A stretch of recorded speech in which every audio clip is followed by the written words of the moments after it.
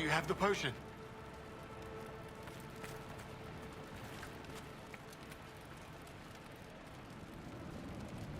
Do you have the potion? Here you go. The potion and instructions on how to make it. Silas bless you. Or the Maker. Or whoever. It doesn't matter. Just thank you. I'll give it to her right away. If ever I can help the Inquisition, you have my word.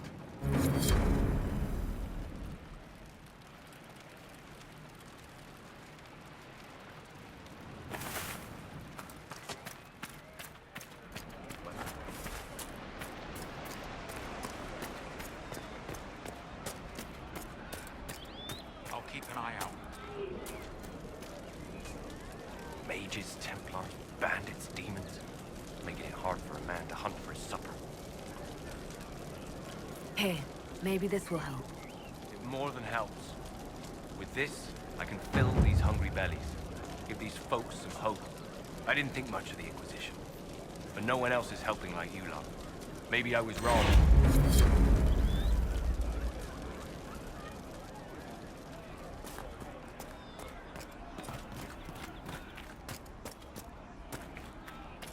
Yes, sir.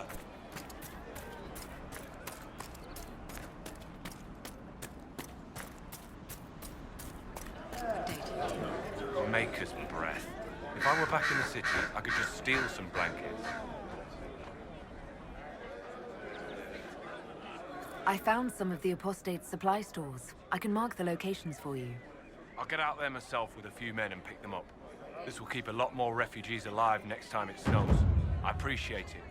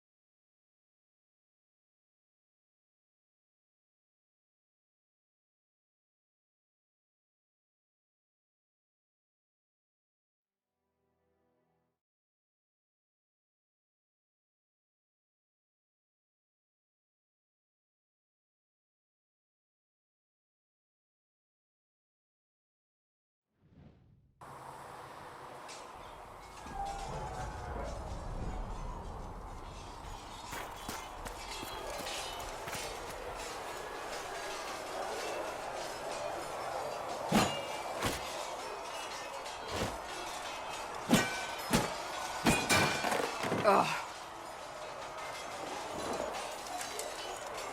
Worried? Is it that obvious? I'm afraid so. Did I do the right thing? What I have set in motion here could destroy everything I have revered my whole life. One day they may write about me as a traitor, a madwoman, a fool, and they may be right. What does your faith tell you? I believe you are innocent. I believe more is going on here than we can see. And I believe no one else cares to do anything about it. They will stand in the fire and complain that it is hot. But is this the Maker's will? I can only guess. You don't think I'm the Herald of Andraste? I think you were sent to help us. I hope you were. But the Maker's help takes many forms. Sometimes it's difficult to discern who it truly benefits, or how. What's going to happen now? Now, we deal with the chantry's panic over you before they do even more harm. Then we close the breach. We are the only ones who can. After that, we find out who is responsible for this chaos, and we end them. And if there are consequences to be paid for what I have done, I pay them. I only pray the price is not too high. You didn't have any choice. Didn't I?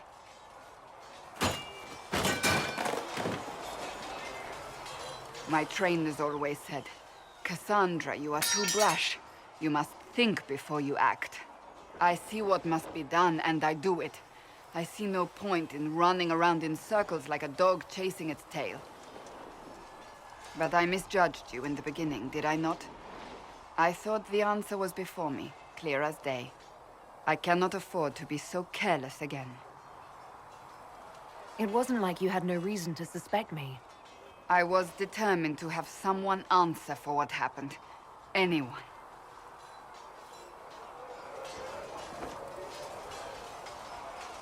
You've said you believe you're chosen. Does that mean you believe in the Maker? I believe he exists. You do? I'm surprised, but I suppose it's comforting. Surely the Maker put us both on this path for a reason. Now it simply remains to see where it leads us.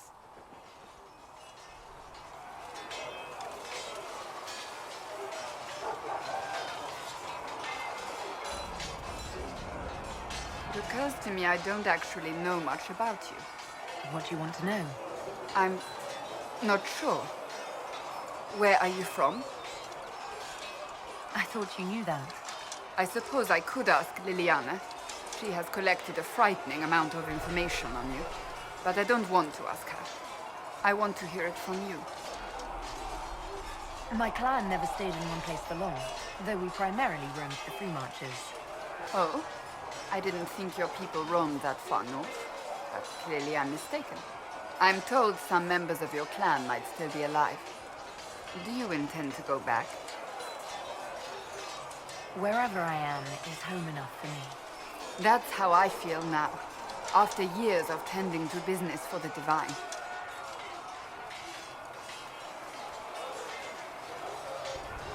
I'd like to get to know you better. There's not much to know. I'm sure that's not true. As you wish. My name is Cassandra Pentecost, daughter of the Royal House of Navarra, 78th in line for the Navarran throne. I joined the Seekers of Truth as a young woman, and was with the Order until they withdrew from the chantry. I remained as the Divine's right hand, carrying out her order to form the Inquisition. And here we are. That's all there is to know, my lady.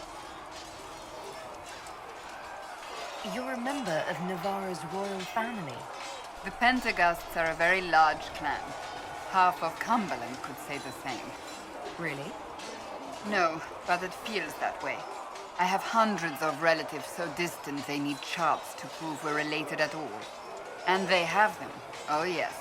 The Pentecosts value their precious blood like it runs with gold. And you joined the Seekers to get away from that? It was a life worth getting away from. The Pentecosts are famed for dragon hunting, but few actually pursue the craft. Most are fat and lazy. They pay lip service to the Maker and care only for idle pleasures and past glories. My brother was all that kept me in Navarra. Once he was gone, so was I. Tell me about your brother. Anthony was older than I, a dragon hunter, who showed what a Pentecost could truly be. I idolized him. I wanted to hunt dragons as he did, even though our uncle forbade it. Anthony promised to train me in secret. We would hunt together one day, brother and sister, vanquishing the beasts of old. And then he died on me. That sounds really awful. It was the end of everything I knew. A group of apostates wanted dragon blood, and wanted Anthony to get it for them. He refused, and they killed him for it. In front of me. I begged the chantry to let me become a Templar. Instead, they sent me to the Seekers. It took many years to let go of my drive for vengeance. So you blamed all mages for the actions of a few apostates? I was young. Magic was frightening. It all seemed pointless. I sometimes wonder how different my life would be if Anthony was still alive. Would I be a dragon hunter? Married to some noble fool, a mother of 3? I cannot say. I take solace in believing the Maker has a plan, but he is not always kind. You don't seem to like your homeland much. My family polluted it for me. What little I saw of my homeland was through the bars of a gilded cage. My uncle treated me like a porcelain doll to be placed on a shelf and dusted only when necessary. Thus, I did not see Navarra, the real Navarra, until much later. By then, I realized I knew it not at all. Your uncle? What about your parents? They had the misfortune of taking the wrong side in the second attempt to overthrow King Marcus. The king executed them, but spared my brother and I since we were family, and children at the time. Thus we were raised by my uncle, a mortalitasi who preferred the company of his corpses to the living. Your uncle was a mortalitasi? A death mage. He still is. My countrymen do not burn the dead, they bury them in special crypts. The mortalitasi supervise the crypts, like priests. Uncle Vestalis oversees the grand necropolis. Navarrans spend more time honoring dead relatives than they do with living ones. It is odd to be so fascinated with death and its trappings. I will never understand it. So you were the right hand to the Divine? To Divine Justinia, yes. And Divine Beatrix before her, in fact. The position is normally reserved for Templars of the Knights Divine, but my circumstances were unusual. Unusual how? You don't know the story? Thank the Maker. I will tell you if you wish, but it isn't as exciting as some drum it up to be. The short version is that I once saved the previous Divine's life. My reward was becoming her right hand. But what does a right hand do, exactly? What is your hand capable of? It gives, it takes, it beckons. It makes a fist. Liliana and I extended the Divine's reach beyond the Grand Cathedral. We went where she could not. After Beatrix, I was tired of the position and wanted to return to the Seekers. But Justinia convinced me to stay. Her vision for the future gave me hope. You thought she could really change things? Justinia knew the war was coming long before it began. She tried to avert it, but the forces arrayed against her were too strong. Sometimes you have to break a bone so it can be reset. That's where the Inquisition comes in. It was to be the answer. A means to preserve as well as an agent for change. I only wish she had lived to see it. So, what's the story about you becoming the right hand?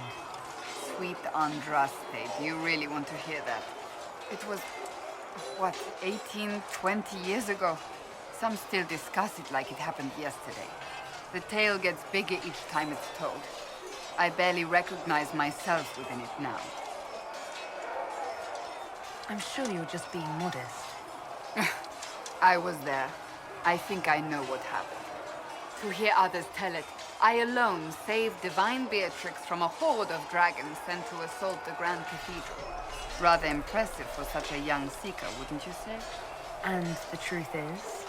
I stumbled upon a conspiracy to kill Beatrix. A Templar Knight Commander was at its heart. And there was a dragon battle at the Grand Cathedral, but I had help from loyal mages who rallied to the cause. They freed the dragons from magical control. Without them, the Divine and I would both have died. Yet I became the right hand, and they are forgotten. What happened to the mages that helped you? They went back to their circles, with rewards and privileges and most holy gratitude. Many of them died at the conclave. I think you're a hero, no matter how you downplay it. Fine. But it was 20 years ago. I will not rest upon my laurels. I'll let you get back to work.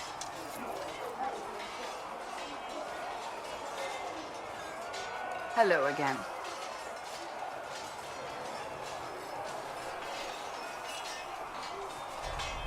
Can you tell me more about the Seekers? The Seekers of Truth were born from the original Inquisition long ago, when it united with the Chantry. Seekers stood above the Templars, watching over them but also investigating magical events they couldn't handle. We were meant to be incorruptible. above reproach. How seldom does reality match the ideal?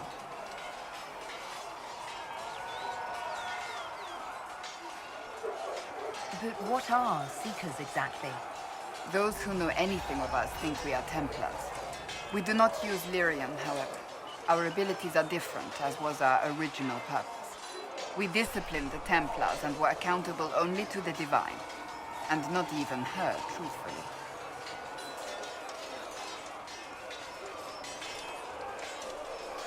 So the Seekers commanded the Templars? No, the Order didn't assume command until after the rebellion. The Templars have always feared us. When a Seeker arrived at a circle, they knew trouble was afoot. That kind of power is troubling. You begin to think you are the only one who can solve the world's problems. If you don't see a problem, it doesn't exist. If someone insists it does, they are the blind ones.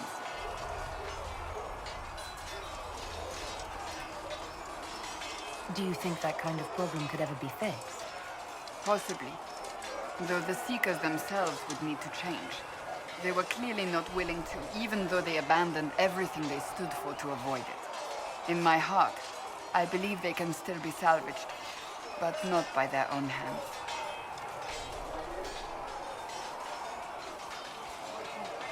You mentioned that Seekers have different abilities than Templars. Entirely. A Templar's abilities come from lyrium and are designed to hunt mages. Ours come from ritual and many years of dedicated training. We cannot be possessed by demons and are immune to mind control. Useful considering our role. Seekers can gain other gifts, though that depends on the individual. What kind of gifts do you have? I can set the lyrium within a person's blood aflame. Both mages and Templars bend before my will. Some Seekers use it to interrogate, others simply to paralyze. Once there was a Seeker who could use it to kill. That particular gift is considered rare. How does someone become a Seeker? Most Seekers begin training in their youth. I was much older, an exception due to my noble birth. We train rigorously for years. Our bodies and minds must be elastic to undergo the vigil, and most fail even then. Is the vigil some kind of initiation? It is the rite every Seeker must go through in order to summon their gifts. A full year of fasting, prayer, and separation from all distractions, including other people. We empty ourselves of all emotion, focusing only on the purity of our devotion. And the moment it finally ends, it's wonderful. Faith realized. I cannot put it into words. Was it some kind of magic? I don't fully understand it, to be honest. If the vigil was not so arduous, I'd say more should attempt it. What if mages never needed to fear possession by demons? I'm told it is impossible, however. I suppose I'll never know the truth of it now. Why did your order turn against the chantry? We originally united with the chantry for a treaty that stated they would keep mages under control. It was felt Most Holy had tacitly allowed the Circle of Magi to vote on its independence, thus breaking the treaty. The Seekers saw themselves as justified, and they led the Templars into a war of righteousness. You sound like you disagree. We knew what was happening at Kirkwall, where the Mage Rebellion began. We looked into reports of Knight Commander Meredith's harsh treatment of her charges years earlier. But we found so many shocking cases of magical corruption, it was decided her actions were justified. If we'd been there when it happened, if we'd looked harder at the root causes... Mages were oppressed. What else did you expect? I expected us to do better. When faced with a problem, the Seekers would close ranks and crush it. We would find an answer, but only once we felt we weren't being coerced. The moment the mages voted for independence, our response was predictable. It was difficult to watch. I've no more questions. Is there anything you need? May I ask you about the chantry? It is difficult to say what becomes of the chantry now. They have no Templars, no leadership, and no one left who is worthy of succeeding the Divine. It has fallen apart when everyone needs it the most. I ache to think what this will mean in the days to come.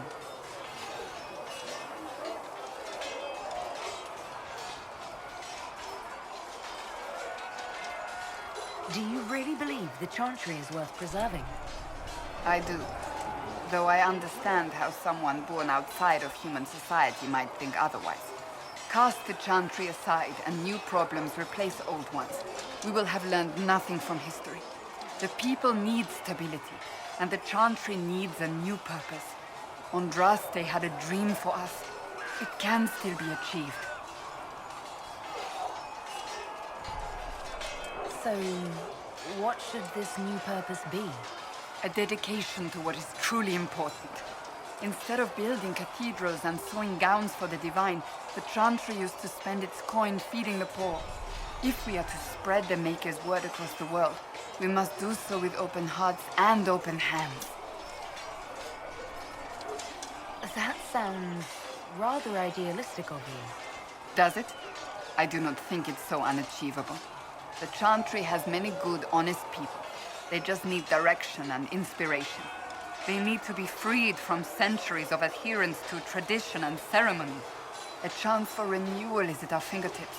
It does not have to come with utter chaos.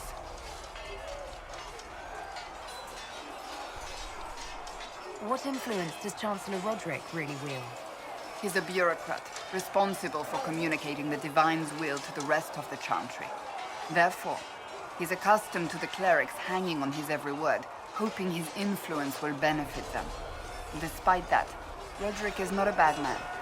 He's frightened, and believes his place is to fill the gap left by Most Holy's death. Some might agree. As far down the chain of command as he is, there is no one left above him. How big a problem could he be? No more than he is already. He sent his message to the College of Clerics. That is the only card he had to play. Dealing with him further only lends him credibility he doesn't deserve. I'm surprised you rebelled against the chantry. I left my own order when they took the wrong path. It is no different. But in neither case did I stop caring. Indeed, I care so much that I feel drastic action is necessary.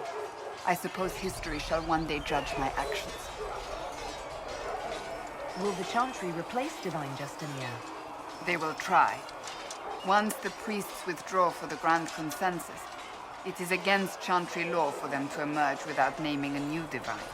Sometimes it takes days, or weeks, or even months.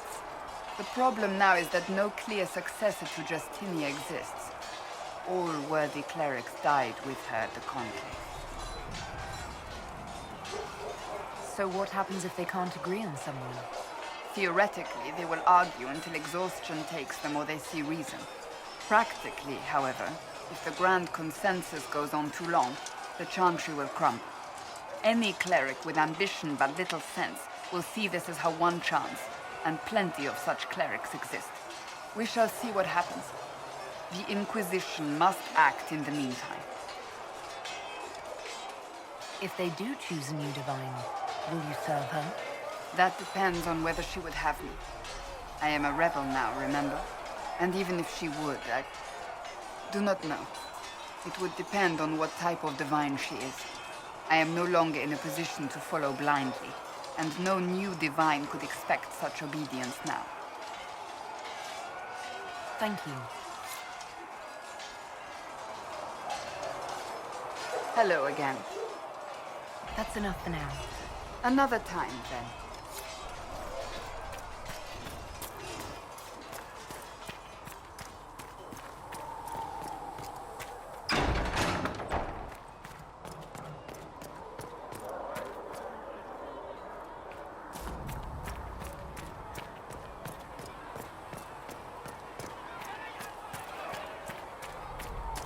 Heaven has been filled with silence. I knew then, and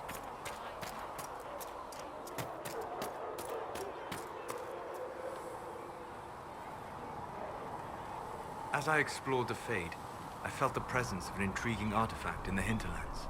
If you are willing, I would like to locate it. I have marked its location as best I could determine. We'll talk later.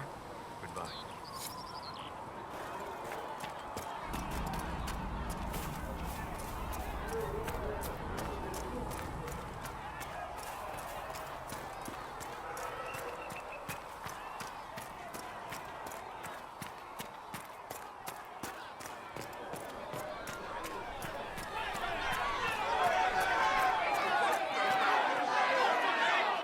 Your kind killed the most holy.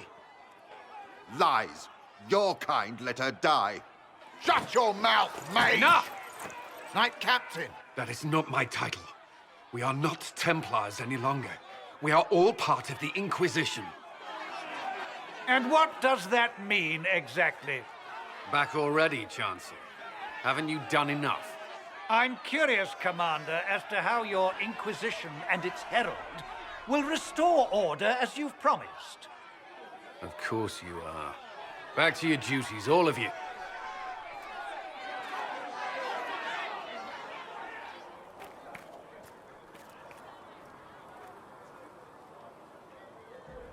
Mages and Templars were already at war. Now they're blaming each other for the Divine's death. Which is why we require a proper authority to guide them back to order. Who? You? Random clerics who weren't important enough to be at the Conclave? The Rebel Inquisition and its so-called Herald of Andraste? I think not. So far, you're the only one who's insisted we can't work together. We might, if your Inquisition would recognize the Chantry's authority. There is no authority until another Divine is chosen. In due time, Andraste will be our guide, not some dazed wanderer on a mountainside. Remind me why you're allowing the Chancellor to stay? Clearly, your Templar knows where to draw the line. He's toothless. There's no point turning him into a martyr simply because he runs at the mouth. The Chancellor's a good indicator of what to expect in Val Royeaux, however. How widespread is the violence between mages and Templars? Impossible to say. Your organization flouting the Chantry's authority will not help matters. With the Conclave destroyed, I imagine the war between mages and Templars is renewed with interest. The mages and Templars are fighting, even though we don't know what really happened at the Temple of Sacred Ashes. Exactly why all this should be left to a new Divine. If you are innocent, the Chantry will establish it as so. Or we'll be happy to use someone as a scapegoat. You think nobody cares about the truth? We all grieve Justinia's loss. But you won't grieve if the Herald of Andraste is conveniently swept under a carpet. I'll make sure they see reason in Val Royeaux. I pray you're right.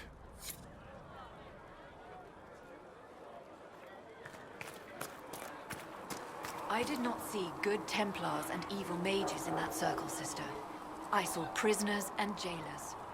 The prisoners learned fear, and the jailers cruelty. But the Templars serve the Chantry. Until we asked them to be less harsh in their treatment of the mages, at which point they rebelled. I am not certain the Chantry should ever have been backed by blades.